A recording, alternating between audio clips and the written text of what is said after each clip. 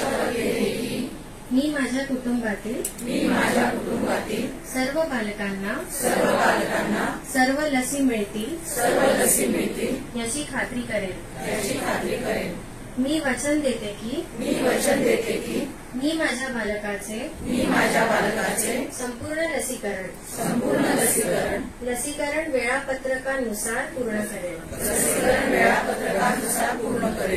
मी माझ्या क्षेत्रात किंवा गावात नियमित लसीकरणापासून कोणतेही बालक वंचित राहणार नाही यासाठी प्रयत्न करेन। Thank you so much.